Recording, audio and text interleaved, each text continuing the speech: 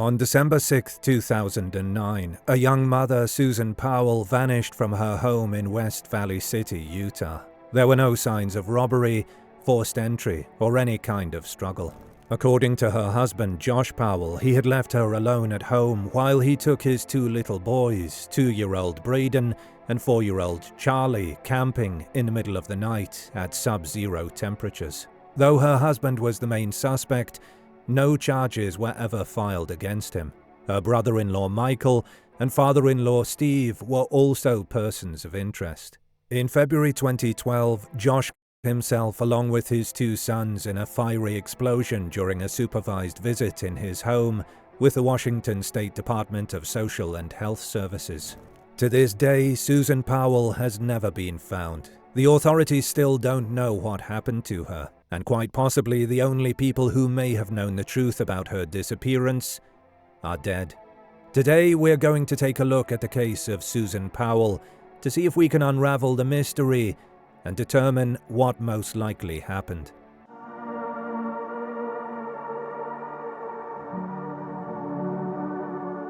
Susan Powell was pursuing a career in cosmetology when she met Josh Powell for the first time. She was 18 years old. Both of them grew up with parents who were members of the Church of Jesus Christ of Latter-day Saints, and it was at a church function where they met for the first time. The two began dating in 2000. After 6 months of dating, the couple got married on April 6, 2001, in a Portland, Oregon temple. After the wedding, the couple moved in with Josh's father, Stephen, in Puyallup. It would later be revealed that Stephen developed a disturbing fascination with his daughter-in-law. Reportedly, he made a lot of inappropriate advances to Susan while they lived there. He would also secretly record her, spy on her with a mirror whenever she used the bathroom, steal her underwear, and read her journals. In 2003, Stephen confessed his feelings to Susan, who, of course, rejected him. In 2004, the couple moved out, settling in West Valley City, Utah, a move that relieved both of them. Susan got a job as a broker with Wells Fargo Investments. Josh, on the other hand, couldn't hold down a job. Not only that, but he also started spending money extravagantly, plunging himself deep into debt. In 2005 and 2007, Susan gave birth to two boys, Charles and Braden. By this time, according to Susan's journals, the two were already experiencing marital strife. Josh was becoming increasingly possessive and controlling. In addition, he would side with his father whenever the topic of Stephen's obsession popped up. In 2007, Josh filed for bankruptcy, declaring more than $200,000 in debts. A year later, in June, Susan wrote a letter warning her family and friends about Josh. In it, she wrote that Josh had threatened to destroy her if she filed for divorce, and that her children will not have a mother and father. A month later, she records a video of herself in which she states, "Covering all my bases, making sure that if something happens to me or my family or all of us, that our assets are documented. I hope everything works out and we're all happy and live happily ever after, as much as that's possible." According to Susan's friend, Kiersey Helliwell, Susan would also email her frequently, stating that she wanted to do everything in my power to save my marriage before I walk away. Reportedly, she planned to leave Josh on April 6, 2010, their wedding anniversary, if their marriage didn't improve by then. Disappearance. On December 6, 2009 at 12 p.m., Susan brings her two boys with her to attend services at her church.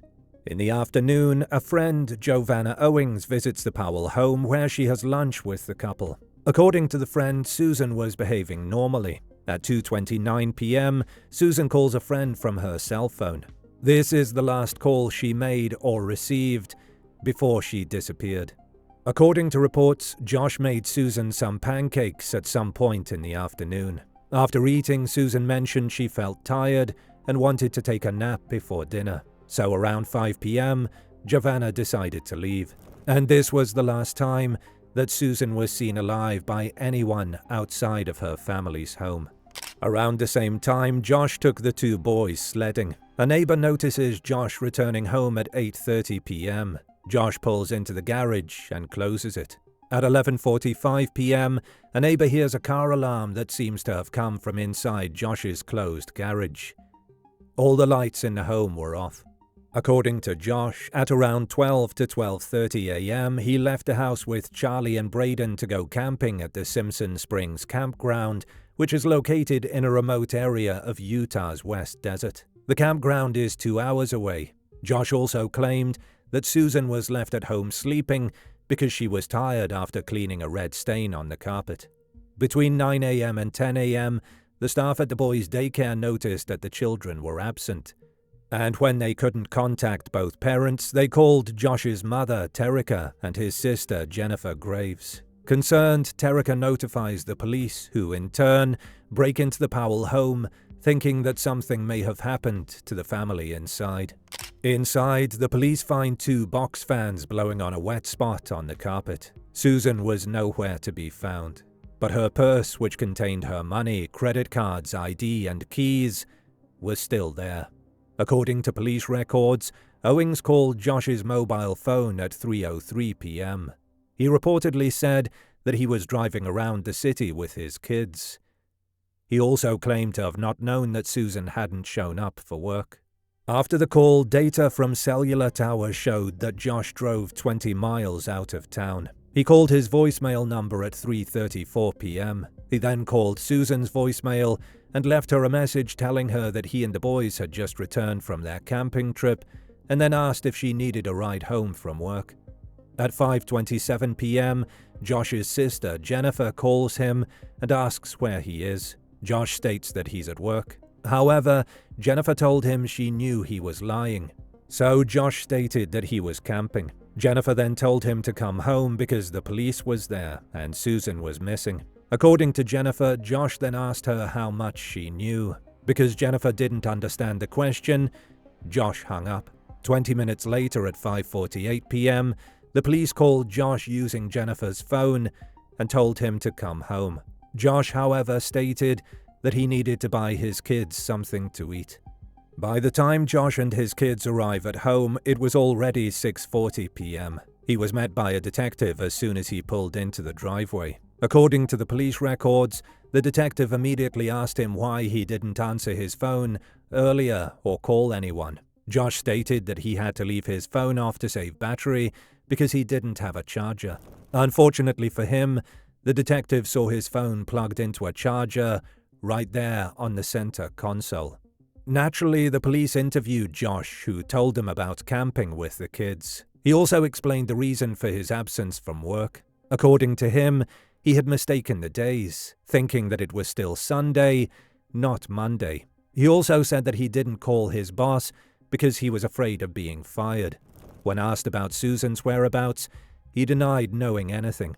As to why he suddenly thought of bringing his little boys camping in the middle of the night under blizzard conditions, Josh didn't or couldn't explain it. As part of their initial investigation, the police also searched Josh's vehicle. Inside, they found a generator, blankets, a gas can, tarps, and a shovel. They also found Susan's phone with its SIM card missing. When asked, Josh couldn't explain why it was there. Josh was also asked about the 2 fans blowing in the living room. He explained that it was Susan who told him to place it there. Aside from interviewing Josh, the police also questioned family acquaintances and friends. According to 2 of them, Susan had talked about divorcing Josh. They also reported hearing Josh talking about how to kill someone and disposing of the body without getting caught. And according to Helliwell, Susan would never have allowed Josh to take the kids camping in the middle of the night at sub-freezing temperatures. A day after Susan was reported missing, Josh was asked by the police to come to the station for another interview. He was 4 hours late. According to his sister Jennifer, he was running around the house grabbing piles of towels and putting them in the washer, and finally we're like, "You've got to go to your interview with the police." When Josh arrived, the detectives asked if they could borrow his phone for forensic analysis. Josh agreed, but the police later discovered that he had already removed the SIM card. When asked by the detectives to provide more details from the night that Susan went missing, Josh said, "I just don't remember what activity we were doing. He did admit that he had been fighting with his wife recently and accused her of sleeping with another man. On December 9th, 3 days after Susan went missing, police executed a search warrant on the couple's home. They found blood evidence on a floor next to a sofa. It was later confirmed to be Susan's. They also found blood from an unknown male contributor. In addition, the police took away boxes, bags, a computer, life insurance policies worth $1.5 million, and a letter written by Susan that stated she was fearing for her life. The police also discovered that Susan had a personal safety deposit box in the bank where she worked. She kept a handwritten will and testament inside. In the will, Susan wrote about how her marriage had been in trouble for 4 years. She also wrote that she no longer trusted Josh, who had taken out a $1 million life insurance policy on her, along with the words, "If I die, it may not be an accident, even if it looks like one." Susan's friends corroborated what she wrote in the will. According to them, the marriage had been bad for years, and that Susan had even consulted a divorce lawyer. Reportedly, she had complained that there was a lack of intimacy between them. They would be constantly fighting. If Josh's suspicious behavior and Susan's last will and testament weren't damning enough, Susan's 4-year-old son Charlie was interviewed by the police, and his statement contradicted Josh's story. According to Charlie, they, my dad and my mom and my little brother, had all gone camping that night. Charlie also said that Mommy was in the van but didn't come back with us. He also said, "My mom stayed at Dinosaur National Park. My mom stayed where the crystals are." Weeks later, it was reported that Charlie had told a church teacher that my mom is dead. Though the police took Charlie's statement seriously, there were also parts of his testimony that were clearly false. For example, Charlie claimed that they took an airplane to go camping. Later, it would be revealed that Braden drew a picture of a van containing 3 people while at daycare. According to the daycare staff, Braden said that Mommy was in the trunk. Just a week after Susan disappeared, Josh rented a car at the Salt Lake City International Airport. He returned it 2 days later after driving it 800 miles. Police also discovered that he had bought a cell phone and activated it in Tremonton, Utah, near the Utah-Idaho border. Unfortunately, there was no GPS data in the car to indicate where exactly Josh went. Josh called the daycare center and told them his boys won't be coming back. He also cancelled all of Susan's chiropractic appointments. 2 days later, he went to the bank with a power of attorney and withdrew all the money from Susan's IRA accounts.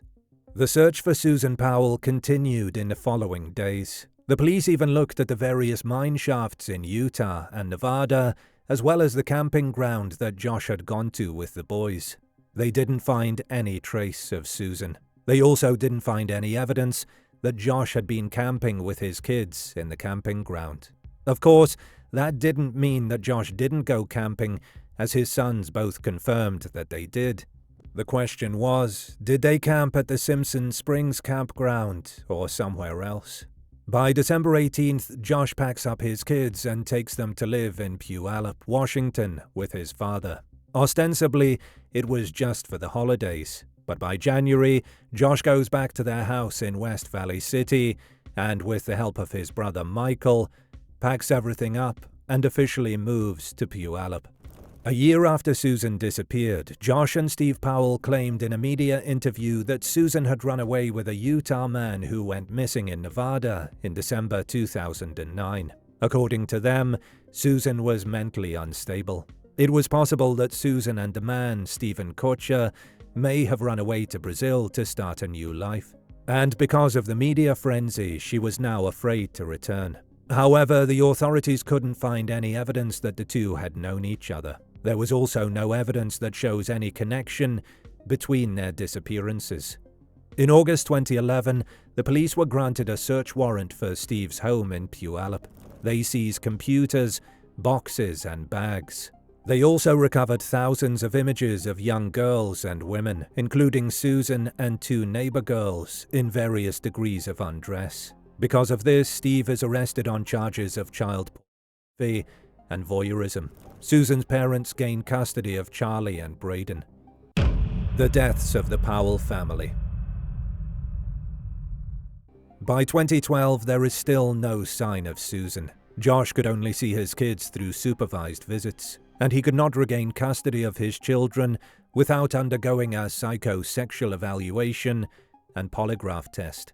On February 5, 2012, Josh locked the accompanying social worker, Elizabeth Griffin Hall, out of his house as soon as the boys entered his home. He then attacked his sons with a hatchet. When he failed to murder them, he spreads gasoline throughout the home before setting it on fire, killing both him and his boys in an explosion.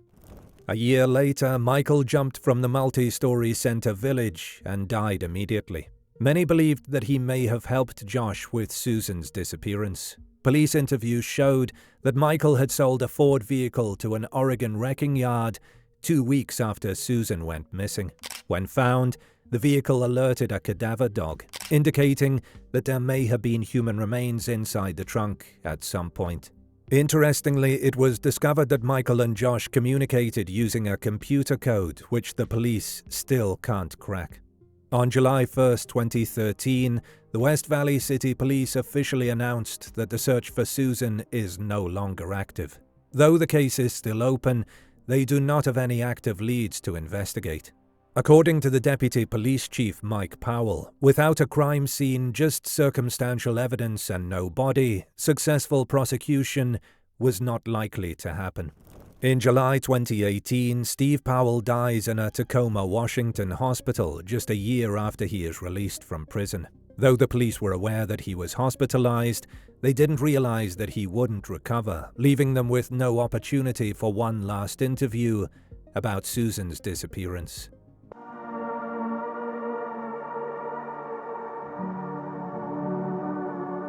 Theory number 1. Susan ran away with a man. Though there was no evidence that Susan ran away with Stephen Kutcher, it's possible that she did run away with someone else. However, based on her friends' testimonies and her own journal entries, she wasn't having an affair with anyone. In fact, she was resolute in finding a way to repair her marriage. And if that didn't work out, she already gave herself a deadline for leaving. More importantly, her phone, credit cards, and IDs were all left at home. If she were to run away, wouldn't she take some of her stuff with her? Theory number 2. Robbery gone bad. This theory is even less likely than Susan running away with a man. The police found no signs of disturbance or struggle inside the home. If it was a robbery, then why didn't the killer take any of the valuables inside the home? If it wasn't robbery, then why was Susan killed? What was the motive? The only person who actually had a reason to kill her was Josh. Theory number 3. Josh killed Susan. All the circumstantial evidence points to Josh being the killer. He had both motive and opportunity. And his actions after Susan's disappearance are highly suspect. But why didn't the police arrest him then? Josh was publicly declared as a person of interest around a week after Susan went missing, but he was never charged. According to West Valley City Police Detective Ellis Maxwell, the detective who led the investigation, they had enough to arrest him. However, the Salt Lake County District Attorney refused to file charges because they had no body.